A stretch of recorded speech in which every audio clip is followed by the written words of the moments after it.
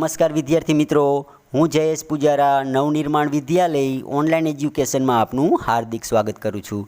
વિદ્યાર્થી મિત્રો, આજે આપણે ધોરણ 6 સામાજિક વિજ્ઞાનનો જે 14મો પાઠ છે વિવિધતામાં એકતા, તેના વિશે આપણે અભ્યાસ કરવાના છીએ। તો વિદ્યાર્થી મિત્રો, આપણા દેશમાં છે તે અનેક પ્રકારે વિવિધતા રહેલી છે, જેમ કે ધર્મમાં વિવિધતા છે, આપણી ભાષામાં વિવિધતા છે, ત્યાર પછી આપણા રીત રિવાજ, તહેવાર, ખોરાક, આ વગેરે બાબતોમાં છે તે વિવિધતા રહેલી છે।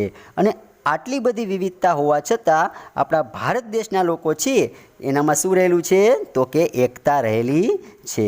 તો આ પાઠની અંદર આપણે એ જ જોવાનું છે કે આટલી બધી વિવિધતા હોવા છતાં આપણા ભારત દેશના લોકો છે તે એક થઈને રહે છે। તો વિદ્યાર્થી મિત્રો, ચાલો આપણે પાઠની શરૂઆત કરીએ। તો સૌપ્રથમ આપણે જોઈએ વિવિધતાની સમજ, કે આપણે વિવિધતા કોને કહેવાય તે આપણે જોઈએ। તો કે આપણો દેશ વિવિધતા ધરાવતો દેશ છે। કે આપણો દેશ કેવો છે તો કે વિવિધતા ધરાવતો દેશ છે। આપણા દેશમાં ઘણા બધા પ્રકારના વિવિધતા છે, જેમ કે આપણે જોઈએ તો કે ધર્મની બાબતમાં વિવિધતા છે, કે આપણા દેશમાં અલગ અલગ ધર્મ પાળતા લોકો વસે છે, જેમ કે શીખ ધર્મ પાળતા લોકો, હિન્દુ ધર્મ પાળતા લોકો, બૌદ્ધ ધર્મ પાળતા લોકો, ઇસ્લામ ધર્મ પાળતા લોકો, આ વગેરે ધર્મ પાળતા લોકો વસે છે। ત્યાર પછી આપણી ભારતની જે ભાષા છે એમાં પણ વિવિધતા છે, કે હિન્દી, ગુજરાતી, મરાઠી આ વગેરે ભાષાઓ બોલતા લોકો પણ જોવા મળે। ત્યાર પછી અનેક જાતિ પણ આપણા દેશમાં જોવા મળે છે, અને આર્થિક અસમાનતા સાથે વિવિધતા ધરાવતો આપણો દેશ વિશ્વમાં અનોખી ઓળખ ધરાવે છે। આ વગેરે બાબતોમાં વિવિધતા રહેલી છે। હવે આપણા ખોરાક છે, તહેવાર છે, રીત રિવાજ અને પોશાક ઉપરાંત સમાજ જીવનમાં પણ ભિન્નતા જોવા મળે છે, કે આપણા ખોરાક છે એમાં પણ વિવિધતા જોવા મળે છે, આપણા તહેવાર છે એમાં પણ વિવિધતા જોવા મળે છે, કે આપણે અલગ અલગ તહેવારો ઉજવીએ છીએ। એ જ પ્રમાણે આપણા જે રીત રિવાજો છે એમાં પણ વિવિધતા, ત્યાર પછી આપણા જે પોશાક છે એમાં પણ છે તે વિવિધતા રહેલી છે। આપણા દેશમાં એકતા અને સમાનતા માટે આપણે શું કરીએ એ અંગે જોઈએ, કે આપણા દેશમાં છે એકતા અને સમાનતા માટે આપણે શું કરી શકીએ એ અંગે આપણે જોવાનું છે। તો ભારતના લોકોમાં જેટલી વિવિધતા છે આવી વિવિધતા દુનિયાના બીજા દેશોમાં ભાગ્યે જ હશે, કે ભારતમાં જેટલી વિવિધતા છે, હવે આટલી બધી વિવિધતા છે તે દુનિયાના બીજા દેશોમાં ભાગ્યે જ જોવા મળે છે, કે આપણા દેશમાં બધી બાબતોમાં વિવિધતા છે, ખોરાકની બાબતમાં વિવિધતા, ધર્મની બાબતમાં વિવિધતા, રીત રિવાજ, તહેવાર આ વગેરે બાબતોમાં વિવિધતા જોવા મળે છે, અને આટલી બધી વિવિધતા છે તે બીજા દેશોમાં છે તે ભાગ્યે જ આપણને જોવા મળે। વિવિધતાઓના કારણે જ ભારત એક ઉપખંડ બની ગયો છે, કે આટલી બધી વિવિધતા છે ભારતમાં તેને કારણે જ છે તે ભારત એક ઉપખંડ બની ગયો છે। આપણા દેશમાં કાશ્મીરથી કન્યાકુમારી સુધી અને ગુજરાતથી અરુણાચલ પ્રદેશ સુધી દેશવાસીઓના રૂપરંગ, પોશાક, ધર્મ, ભાષા, ખાનપાન વગેરેમાં ભિન્નતાઓ રહેલી છે, કે આપણા દેશમાં કાશ્મીરથી માંડીને કન્યાકુમારી સુધી અને ગુજરાતથી માંડીને અરુણાચલ પ્રદેશ સુધી છે તે બધા લોકોના રૂપરંગ છે, પોશાક, ધર્મ, ભાષા, ખાનપાન આ વગેરેમાં વિવિધતા જોવા મળે છે। હવે આપણે સૌપ્રથમ ધર્મ વિશે જોઈએ, તો કે આપણા દેશમાં વિવિધ ધર્મોમાં આસ્થા ધરાવતા લોકો રહે છે, કે અલગ અલગ ધર્મ પાળતા લોકો આપણા દેશમાં રહે છે, જેમ કે હિન્દુ, ઇસ્લામ, ખ્રિસ્તી, શીખ, બૌદ્ધ, ઝરથોસ્તી અને યહૂદી ધર્મ પાળતા લોકો અહીં હળી મળીને રહે છે, કે બધાનો ધર્મ અલગ અલગ છે છતાં પણ અહીં બધા લોકો છે તે હળી મળીને રહે છે। હવે ધર્મમાં ભિન્નતા હોવા છતાં સૌ સમાન રીતે ધર્મનું આચરણ કરી શકે તેવા શુભ આશય માટે આપણા દેશમાં બધા જ ધર્મોને સરખું મહત્ત્વ આપવામાં આવેલું છે, કે ધર્મમાં આટલી બધી ભિન્નતા હોવા છતાં સૌ સમાન રીતે ધર્મનું આચરણ કરે એટલા માટે છે તે આપણા દેશમાં બધા જ ધર્મોને છે તે સરખું મહત્ત્વ આપવામાં આવેલું છે। ત્યાર પછી હવે આપણે આપણા દેશની ભાષા જોઈએ, તો કે આપણા દેશમાં કઈ કઈ ભાષાઓ બોલાય છે, તો કે આપણા દેશમાં હિન્દી, અંગ્રેજી, ગુજરાતી, બંગાળી, મરાઠી, પંજાબી, તમિલ, તેલુગુ, કન્નડ, મલયાલમ, ઉડિયા અને કોંકણી ભાષા બોલાય છે। ભાષામાં ભિન્નતા હોવા છતાં આપણા દેશમાં એકતા અને આ દેશની એકતાને જાળવી રાખવા આ વિવિધ ભાષાઓ મહત્ત્વ ધરાવે છે કે આટલી બધી ભાષામાં વિવિધતા છે, છતાં પણ આપણા દેશના લોકોમાં શું છે તો કે એકતા છે. અને આ દેશની એકતાને જાળવી રાખવામાં છે ત્યાં વિવિધ ભાષાઓ છે તે મહત્ત્વ ધરાવે છે. ત્યાર પછી હવે આપણી સંસ્કૃતિ જોઈ લઈએ તો કે આપણી સંસ્કૃતિ કેવી છે તો કે આપણા દેશમાં ધર્મ અને ભાષામાં ભિન્નતા હોવાથી આપણી જે સાંસ્કૃતિક છે એમાં પણ વિવિધતા જોવા મળે છે કે આપણા દેશમાં જેમ ધર્મ અને ભાષામાં ભિન્નતા છે, હવે એના કારણે આપણી જે સંસ્કૃતિ છે એમાં પણ વિવિધતા જોવા મળે છે. વિવિધ પ્રદેશ કે રાજ્યમાં સાંસ્કૃતિક વિવિધતા સરળતાથી જોઈ શકાય છે કે વિવિધ પ્રદેશ કે રાજ્યમાં છે તે સંસ્કૃતિમાં જે વિવિધતા છે એ આપણે સરળતાથી જોઈ શકીએ છીએ. હવે અહીં આપણે કયા કયા તહેવારો ઉજવવામાં આવે છે તો કે દિવાળી, મકર સંક્રાંતિ, હોળી, દશેરા, શિવરાત્રિ, ગણેશ ચતુર્થી, ઈદ, નાતાલ, અષાઢી બીજ, મોહરમ, બુદ્ધ જયંતિ, મહાવીર જયંતિ, ઓણમ, પતેતી, વૈશાખી વગેરે તહેવારો છે તે દેશના જુદા જુદા ભાગોમાં વસતા લોકો સાથે મળીને ઉજવે છે. હવે અહીંયા જાણવા જેવું છે કે અલગ અલગ રાજ્યના અહીંયા આપણને નૃત્ય આપેલા છે કે કયા રાજ્યનું કયું નૃત્ય પ્રખ્યાત છે તેના વિશે આપણને માહિતી આપેલી છે કે દેશના જુદા જુદા ભાગોમાં વસતા લોકો અલગ અલગ પ્રકારના નૃત્ય કરવામાં પણ કુશળતા ધરાવે છે. તો અહીંયા આપણે રાસ ગરબા છે તે ગુજરાતનું પ્રખ્યાત નૃત્ય છે, ત્યાર પછી ભાંગડા છે તે પંજાબનું પ્રખ્યાત નૃત્ય છે, કથક તે ઉત્તર પ્રદેશનું, ત્યાર પછી કુચીપુડી આંધ્રપ્રદેશનું પ્રખ્યાત નૃત્ય છે, કથકલી છે તે કેરળનું પ્રખ્યાત નૃત્ય છે, ભરતનાટ્યમ તમિલનાડુનું, બિહુ છે તે અસમનું, ઓડિસી તે ઓડિશાનું અને ઘુમર છે તે રાજસ્થાનનું પ્રખ્યાત નૃત્ય છે. અને આ બધા જે નૃત્યો છે તે બધા રસપૂર્વક કરે છે. હવે વિવિધતાઓ સાથે પ્રજાના જે ખાનપાન, પોશાક, રહેઠાણ, માન્યતાઓ, રીત રિવાજ વગેરેમાં પણ અનેક પ્રકારની વિવિધતાઓ રહેલી છે કે વિવિધતાઓની સાથે પ્રજાના જે ખાનપાન છે, ખોરાક છે, પોશાક છે, રહેઠાણ છે, એની માન્યતાઓ છે, પછી રીત રિવાજો હોય, આ વગેરે બાબતોમાં વિવિધતા રહેલી છે. ત્યાર પછી સ્થળની આબોહવા, આપણી આબોહવા છે એમાં પણ વિવિધતા જોવા મળે છે કે આપણને ગરમ, અમુક વિસ્તારોમાં ગરમ આબોહવા હોય, અમુક વિસ્તારોમાં ઠંડી આબોહવા હોય, અમુક વિસ્તારોમાં ભેજવાળી આબોહવા હોય, તો આબોહવામાં પણ વિવિધતા જોવા મળે. ત્યાર પછી આપણે ભૂપૃષ્ઠની બાબતમાં પણ વિવિધતા જોવા મળે છે, જેમ કે અમુક જગ્યાએ જંગલો આવેલા હોય, તો અમુક જગ્યાએ મેદાની પ્રદેશ, તો અમુક જગ્યાએ રણ પ્રદેશ, તો ક્યાંક નદીઓ આવેલી હોય છે. તો આ શું દર્શાવે છે તો કે આપણા ભૂપૃષ્ઠમાં પણ વિવિધતા રહેલી છે. ત્યાર પછી જંગલો અને ખેતી આ વગેરેમાં પણ વિવિધતા છે. હવે આટલી બધી વિવિધતાને કારણે છે ત્યાં ભૌગોલિક બાબતોને કારણે દેશ છે તે આપણો વિવિધતાવાળો બન્યો છે કે આટલી બધી ભૌગોલિક બાબતોમાં વિવિધતા રહેલી છે તેને કારણે આપણો દેશ છે તે વિવિધતાવાળો બન્યો છે. હવે આપણે જોઈશું વિવિધતામાં એકતા કે આટલી બધી વિવિધતા છે છતાં પણ આપણા ભારત દેશના લોકો છે તે એક થઈને રહે છે, તેના વિશે આપણે વાત કરીએ. તો કે ભારતીય સંસ્કૃતિ વિશ્વની પ્રાચીનતમ સંસ્કૃતિઓમાંની એક છે. પ્રાચીનતમ એટલે કે જૂનું. કે ભારતીય સંસ્કૃતિ કેવી છે તો કે વિશ્વની પ્રાચીનતમ સંસ્કૃતિઓમાંની એક છે. હવે આપણા દેશની પ્રજા પોશાક, ખોરાક, રહેઠાણ, ધર્મ, ભાષા, રીત રિવાજ, તહેવારો વગેરે અનેક બાબતોમાં એકબીજાથી ભિન્ન છે. કે આપણા દેશની પ્રજા છે તે પોશાક પણ બધાનો અલગ અલગ છે, ખોરાક પણ બધાનો અલગ છે, રહેઠાણ પણ બધાના અલગ છે, ધર્મ પણ બધાનો અલગ છે, ભાષા પણ બધાની અલગ છે, બધાના રીત રિવાજ અલગ છે, તહેવારો પણ અલગ અલગ હોય છે. છતાં દેશવાસીઓમાં ભાવાત્મક એકતા જોવા મળે છે કે આટલી બધી લોકોમાં વિવિધતા છે છતાં પણ આપણા ભારત દેશના લોકોમાં છે તે ભાવાત્મક એકતા જોવા મળે છે. અને વિવિધતામાં એકતા એ આપણી સંસ્કૃતિની આગવી વિશિષ્ટતા છે કે આપણે વિવિધતામાં પણ એક થઈને રહીએ છીએ એ આપણા દેશની શું છે તો કે સંસ્કૃતિની આગવી વિશિષ્ટતા છે.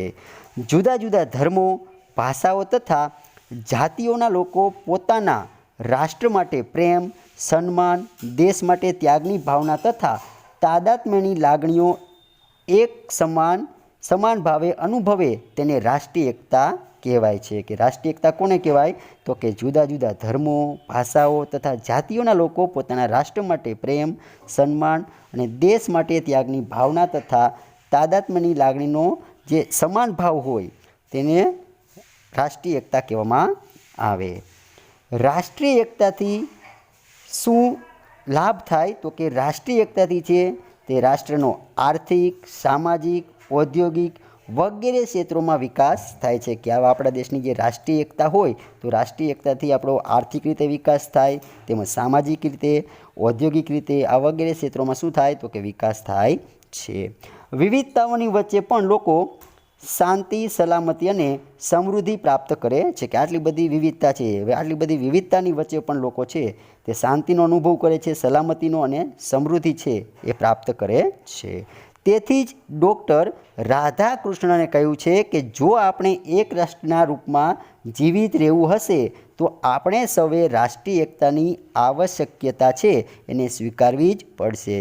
કે આપણા ડૉક્ટર રાધાકૃષ્ણ જે સર્વપલ્લી છે તેને કહેલું છે કે જો આપણે એક રાષ્ટ્રના રૂપમાં જીવિત રહેવું હોય તો આપણે સૌએ રાષ્ટ્રીય એકતાની જે આવશ્યકતા છે એને સ્વીકારવી જ પડશે. આઝાદીની લડતમાં દેશવાસીઓએ રાષ્ટ્રપ્રેમ અને સમર્પણની ભાવના થકી રાષ્ટ્રીય એકતાના દર્શન કરાવ્યા હતા. કે જે આપણે ભારત દેશ છે તે અંગ્રેજોની ગુલામીમાં હતો અને અંગ્રેજોની ગુલામીમાંથી જે આઝાદીની જે લડત લડાતા, હવે એ લડતમાં છે તે દેશવાસીઓએ રાષ્ટ્રપ્રેમ અને સમર્પણની ભાવના થકી રાષ્ટ્રીય એકતાના છે તે દર્શન કરાવ્યા હતા. વિવિધતામાં એકતા એ આપણા દેશની વિશેષતા છે કે વિવિધતામાં જે એકતા રહેલી છે એ આપણા દેશની વિશેષતા છે. વિવિધ જાતિઓ, ધર્મો, રીત રિવાજો, સંસ્કૃતિઓ, ભાષાઓ વગેરેનો સમન્વય છે તે ભારતમાં થયેલો છે કે આપણે અહીંયા અલગ અલગ જાતિના લોકો રહે, અલગ અલગ ધર્મના, અલગ અલગ રીત રિવાજોવાળા, અલગ અલગ સંસ્કૃતિ ધરાવતા, તેમજ અલગ અલગ ભાષાઓ બોલતા લોકો અહીંયા જોવા મળે છે. એટલે આ બધાનો છે તે સમન્વય ભારતમાં થયેલો છે. ભારત વૈવિધ્ય ધરાવતો દેશ હોવાથી ભાતીગળ સંસ્કૃતિનું સર્જન કરી શક્યો છે. અને ભારતે છે તે વસુધૈવ કુટુંબકમ એટલે કે સમગ્ર વિશ્વ એક કુટુંબ છે એવી ભાવના છે તે વિશ્વમાં સાકાર કરેલી છે કે સમગ્ર વિશ્વ શું છે તો કે એક કુટુંબ છે. હવે આવી ભાવના છે તે ભારતે વિશ્વમાં સાકાર કરી છે. ભારતે ધાર્મિક સહિષ્ણુતા અને સર્વધર્મ સંભાવનો પ્રસાર વિશ્વમાં કર્યો છે કે ધાર્મિક સહિષ્ણુતા અને સર્વધર્મ સંભાવનો પ્રસાર છે તેને વિશ્વમાં કરેલો છે. ભારત બિનસાંપ્રદાયિક દેશ છે. બિનસાંપ્રદાયિક એટલે કે બધા જ ધર્મ છે એને સરખી માન્યતા આપવામાં આવે છે, તેને બિનસાંપ્રદાયિક દેશ કહેવામાં આવે છે. કોઈ એક ધર્મના આધારે ભારત દેશ ચાલતો નથી, અહીંયા બધા જ ધર્મ છે તે પાળવાની સ્વતંત્રતા છે. વિવિધતામાં એકતા એ ભારતીય સંસ્કૃતિનું મહત્ત્વપૂર્ણ લક્ષણ છે કે વિવિધતામાં આટલી બધી જે એકતા રહેલી છે એ ભારતીય સંસ્કૃતિનું એક મહત્ત્વપૂર્ણ લક્ષણ કહી શકાય.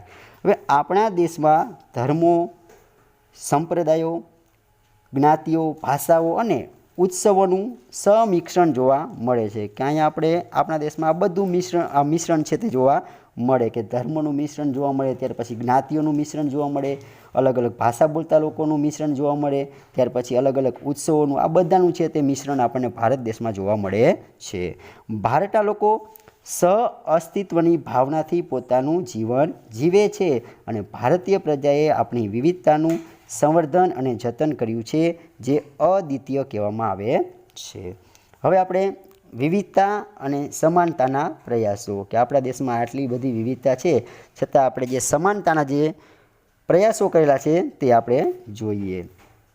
હવે આપણા દેશમાં કઈ કઈ બાબતોમાં વિવિધતા છે તો કે આપણા દેશમાં અનેક પ્રકારની વિવિધતા જોવા મળે છે અને આ કારણે ક્યારેક વિવિધતાને લીધે ભેદભાવ પણ જોવા મળે છે કે આટલી બધી વિવિધતા આપણા દેશમાં રહેલી છે તો એને કારણે ક્યારેક આપણા દેશમાં ભેદભાવ પણ જોવા મળે. તો કયા કયા ભેદભાવ જોવા મળે તો કે દેશમાં અમીર ગરીબના ભેદભાવ, કોઈ વ્યક્તિ અમીર હોય અને ગરીબ હોય તો એની સાથે પણ ભેદભાવ છે. પછી છોકરા છોકરીમાં ભેદભાવ, સાક્ષર નિરક્ષર, શહેરી ગ્રામીણ લોકોમાં ભેદભાવ અને જ્ઞાતિ આધારિત ભેદભાવો છે તે ભારતમાં જોવા મળે છે. પ્રારંભિક સમાજ રચનામાં વ્યવસાય આધારિત વર્ણ વ્યવસ્થા હતી અને કેટલાક સમુદાયો આ કારણે આર્થિક સામાજિક રીતે પછાત રહી જવા પામ્યા હતા કે પ્રારંભિક જે સમાજની રચના થઈ, હવે પ્રારંભિક સમાજ રચનામાં છે વ્યવસાય આધારિત વર્ણ વ્યવસ્થા હતી કે આપણે વ્યવસાય આધારિત છે તે વર્ણ વ્યવસ્થા હતી.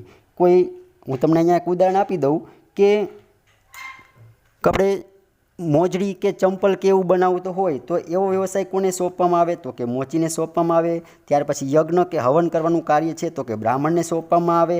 હવે આ રીતે છે એ વ્યવસાય આધારિત શું હતી તો કે વર્ણ વ્યવસ્થા હતી. અને કેટલાક સમુદાયો છે આ કારણે છે તે આર્થિક સામાજિક રીતે પછાત રહી જવા પામ્યા હતા. આથી જ્ઞાતિ આધારિત ભેદભાવ ઉદ્ભવ્યા હતા કે આવી રીતના વર્ણ વ્યવસ્થા હતી એટલે આ રીતે લોકો છે તે આર્થિક સામાજિક રીતે પછાત રહી ગયા અને જ્ઞાતિ આધારિત પછી ભેદભાવો ઉદ્ભવ્યા હતા. હવે ઘણું કરીને સાક્ષર લોકો વધુ આવક પ્રાપ્ત કરે છે કે ઘણું કરીને સાક્ષર લોકો હોય એ વધુ આવક પ્રાપ્ત કરે, વધુ કમાય, જેથી ભણેલા લોકોનું જીવન ધોરણ ઊંચું જોવા મળે છે અને સમાજમાં તેઓ મોભાનું સ્થાન ધરાવે છે કે જે ભણેલા ગણેલા લોકો હોય એનું જીવન ધોરણ કેવું છે તો કે ઊંચું છે. હવે એટલા માટે છે તે સમાજમાં તેને મોભાનું સ્થાન મળે છે. સાક્ષર અને નિરક્ષર વ્યક્તિના ભેદભાવ ઊભા થાય છે કે અભણ વ્યક્તિ અને ભણેલો વ્યક્તિ હોય છે એ બંને વચ્ચે પણ ભેદભાવ ઊભા થાય છે. આપણો દેશ ગામડાઓનો બનેલો છે અને દેશમાં ગ્રામીણ લોકોની સંખ્યા વધુ છે અને શહેરી લોકોનું પ્રમાણ તુલનામાં ઓછું છે કે ગ્રામીણ લોકોની તુલનામાં છે તે શહેરી લોકોનું પ્રમાણ કેવું છે તો કે ઓછું છે. ગ્રામીણ અને શહેરી લોકોના જીવન ધોરણમાં મોટો તફાવત હોવાના કારણે ભેદભાવ ઊભો થાય છે. ગ્રામીણ અને શહેરી લોકોના જે જીવન ધોરણ છે એ બંનેનું તો એ જીવન ધોરણમાં પણ શું રહેલો છે તો કે મોટો તફાવત રહેલો છે. એટલા માટે છે તે ગ્રામીણ લોકો અને શહેરી લોકો છે એ બે વચ્ચે ભેદભાવ ઊભા થાય છે. દેશની આઝાદી પછી દેશના બંધારણમાં સમાનતાના અધિકારને સ્થાન મળતા અસ્પૃશ્યતા નાબૂદ કરી દેવામાં આવી છે અને સમાનતાના અધિકારથી છે તે સૌને રાષ્ટ્રમાં સમાન તક આપવામાં આવેલી છે. ત્યાર પછી ન્યાય અને દરજ્જો છે તે પ્રાપ્ત થાય છે. મફત અને ફરજિયાત શિક્ષણના અધિકારનો કાયદો પણ અમલમાં મુકાયો છે કે ઈસવીસન 2009ની સાલમાં છે RTE દ્વારા એટલે કે રાઇટ ટુ એજ્યુકેશન દ્વારા છે તે મફત અને ફરજિયાત શિક્ષણનો અધિકારનો કાયદો છે તે અમલમાં મૂકવામાં આવ્યો, જેથી સમાન રીતે પ્રાથમિક શિક્ષણની તકો મળવા લાગી છે કે આ ફરજિયાત શિક્ષણનો જે અધિકાર આપ્યો છે એનાથી સૌ લોકોને છે તે સમાન રીતે પ્રાથમિક શિક્ષણની તકો મળવા લાગી છે. લોકોના સામૂહિક વિકાસ માટે ગ્રામ્ય સડકો, પ્રાથમિક આરોગ્ય કેન્દ્રો, વીજળી, પીવાના પાણીની સુવિધાઓ વગેરે પાયાની સુવિધાઓ છે તે સરકારે વધારી દીધી છે કે લોકોનો સામૂહિક એટલે કે બધાનો વિકાસ થાય સમૂહમાં એટલા માટે ગ્રામ્ય સડકોનો વિકાસ કર્યો. ત્યાર પછી પ્રાથમિક આરોગ્ય કેન્દ્ર, વીજળી, પીવાના પાણીની સુવિધાઓ વગેરે પાયાની જે સુવિધાઓ છે એ સરકારે વધારી દીધી છે. લોકો પોતાના ધર્મનું પાલન કરે, પોતાની ભાષા બોલી શકે અને પોતાના તહેવારો ઉજવી શકે એ પ્રકારની સ્વતંત્રતાઓ મળવાને કારણે આઝાદી પછીના વર્ષોમાં ભેદભાવો નામશેષ થઈ રહ્યા છે કે લોકો પોતાના ધર્મનું પાલન કરી શકે, પોતાની ભાષા બોલી શકે અને પોતાના તહેવારો છે તે ઉજવી શકે. હવે એ પ્રકારે સ્વતંત્રતા મળી છે એને કારણે આઝાદી પછીના વર્ષોમાં ભેદભાવો છે તે નામશેષ થઈ રહ્યા છે. ચોક્કસ જ્ઞાતિના લોકો માટે ગ્રામ પંચાયતથી સંસદ સુધીની ચૂંટણીમાં કેટલીક બેઠક અનામત રાખવામાં આવે છે કે અમુક એવી જ્ઞાતિ હોય તો હવે એ જ્ઞાતિ છે એના માટે ગ્રામ પંચાયતથી માંડીને સંસદ સુધીની જે પછાત જ્ઞાતિ હોય એ પછાત જ્ઞાતિના લોકો માટે છે કે ગ્રામ પંચાયતથી માંડીને સંસદ સુધીની જે ચૂંટણીઓ છે એમાં અમુક બેઠકો છે તે એમના માટે અનામત રાખવામાં આવે છે. નોકરીઓમાં પણ આ બાબત ધ્યાનમાં રાખવામાં આવે છે કે નોકરીઓમાં પણ પછાત જાતિના લોકો માટે છે તે અમુક બેઠકો ખાલી રાખવામાં આવે છે. વિદ્યાર્થીઓ માટે છાત્રાલય, શિષ્યવૃત્તિઓ અને આર્થિક સહાયની યોજનાઓ છે તે અમલમાં આવી જેથી સામાજિક, આર્થિક અને રાજકીય તથા સાંસ્કૃતિક ક્ષેત્રે સૌને આગળ વધવાની તકો પ્રાપ્ત થઈ રહી છે. હવે આપણે છોકરા છોકરી અંગેના ભેદભાવ જોઈએ કે આપણા દેશમાં જ નહીં પરંતુ વિશ્વમાં પણ આ સમસ્યા છે કે છોકરા છોકરી અંગે છે તે કુટુંબમાં ભેદભાવ રાખવામાં આવતો હોય છે. તો કે ભારત જ નહીં પણ વિશ્વના કોઈ પણ રાષ્ટ્રની પ્રગતિ છે અને વિકાસમાં માનવ સંસાધન તરીકે સ્ત્રીઓની ભૂમિકા ખૂબ જ મહત્ત્વની છે કે ભારતમાં જ નહીં પણ વિશ્વમાં કોઈ પણ દેશ હોય એની પ્રગતિ અને વિકાસમાં છે તે માનવ સંસાધન તરીકે સ્ત્રીઓની ભૂમિકા ખૂબ જ મહત્ત્વની છે. સ્ત્રી પુરુષની જૈવિક ભિન્નતાની સાથે સામાજિક અને સાંસ્કૃતિક દૃષ્ટિકોણથી છોકરીઓના ઉછેરમાં ભેદભાવ હોવાથી બંનેનો વિકાસ પણ અલગ રીતે થાય છે કે અહીંયા આપણે સામાજિક અને સાંસ્કૃતિક દૃષ્ટિકોણથી છોકરીઓના ઉછેરમાં શું હોય છે તો કે ભેદભાવ હોય છે. છોકરા છોકરીનો જે ઉછેર કરે હવે એમાં ભેદભાવ હોય છે એટલે બંનેનો વિકાસ પણ કેવો થાય છે તો કે અલગ રીતે થાય છે.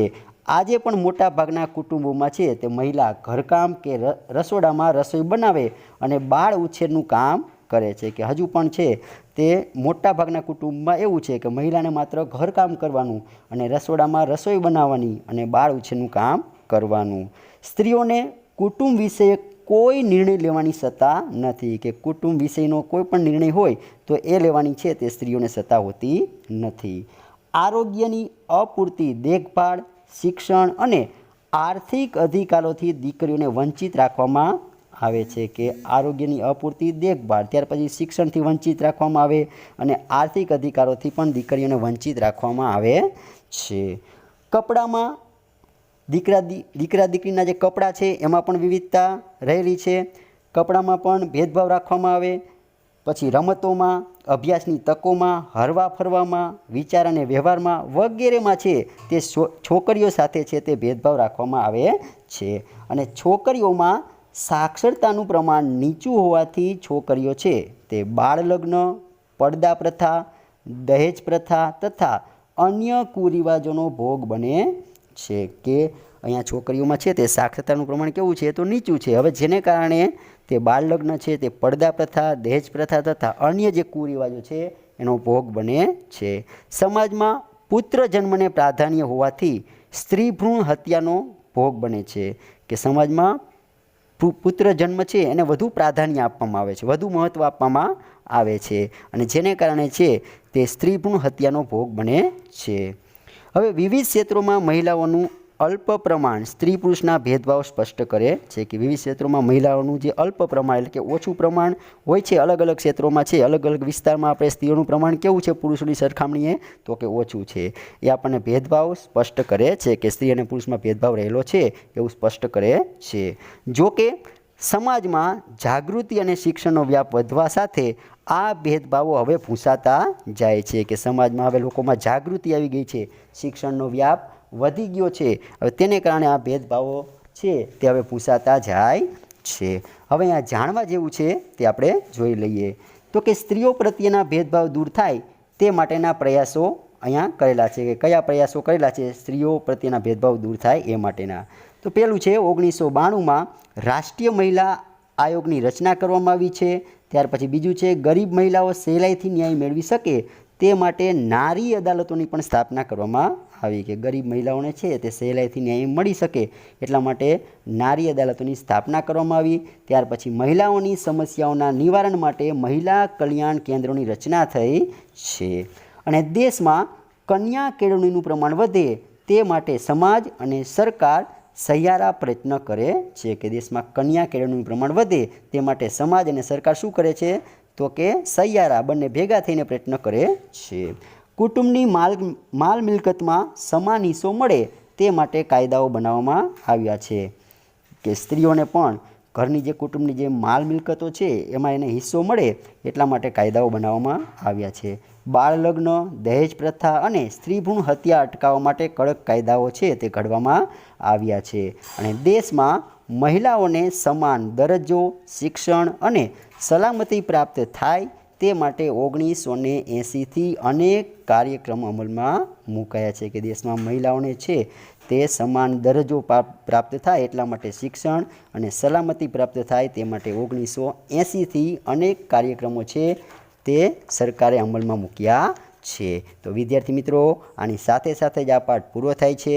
આશા રાખું કે તમને આ પાઠમાં જરૂર સમજણ પડી ગઈ હશે. ધન્યવાદ.